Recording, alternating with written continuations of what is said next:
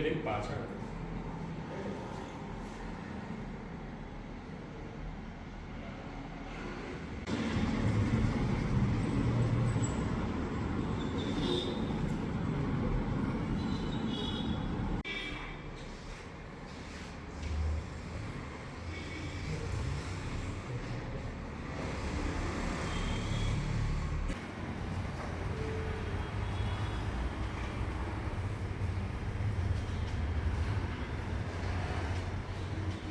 હું J I. Patel, police inspector, Kheda ACB police station Nadiad.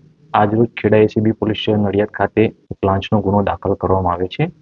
એમાં હકીકત એવી છે કે જે આ ગુનાના મૂળ અરજદાર છે કે તેઓ તારીખ 17/4/2021 રોજ પોતાની માલિકીની ટ્રકમાં ઘઉંના કટ્ટા ભરીને અરવલ્લી જિલ્લાના મોડાસા ખાતેથી મુંબઈ જતા હતા.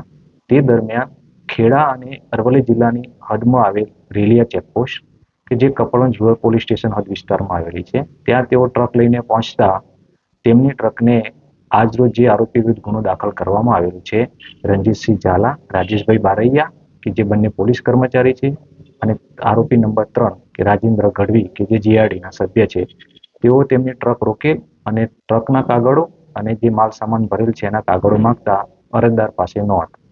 એટલે આ ત્રણેય આરોપીઓ એકબીજાની મદદગારીમાં રહી અને કે ગુનો દાખલ ના કરવો હોય તો તે માટે લાંચની માગણી કરતા શરૂઆતમાં 5 લાખ રૂપિયાની લાંચની માગણી કરે.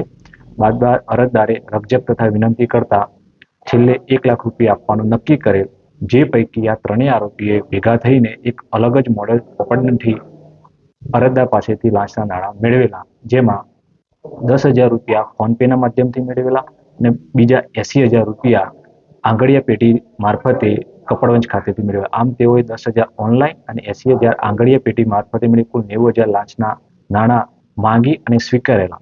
જે અંગેના દસ્તાવેજી પુરાવાઓ તપાસ દરમિયાન મેળવવામાં આવેલા, ટેકનિકલ પુરાવા મેળવવામાં આવેલા, સ્વતંત્ર સાહેબોના નિવેદન દેવામાં આવેલા અને ન્યાયનો હેતુ સિદ્ધ થાય તે માટે આરોપી તથા અરજદાર તમામના અવાજના નમૂના FSL ગાંધીનગર ખાતે મેળવવામાં આવેલા અને આ તમામ દસ્તાવેજી ટેકનિકલ પુરાવા મળતા તેઓ વિરુદ્ધ લાંચની માગણી કરેલ હોય અને લાંચ સ્વીકારેલ હોય પુરાવા મળતા આજરોજ ખેડા એસીબી પોલીસ સ્ટેશન ખાતે તેમના વિરુદ્ધ ગુનો દાખલ કરવામાં આવ્યો છે. જે પૈકી આરોપી નંબર 2 રાજેશભાઈ બારૈયાને સદર ગુનાના કામે અટક કરવામાં આવે છે.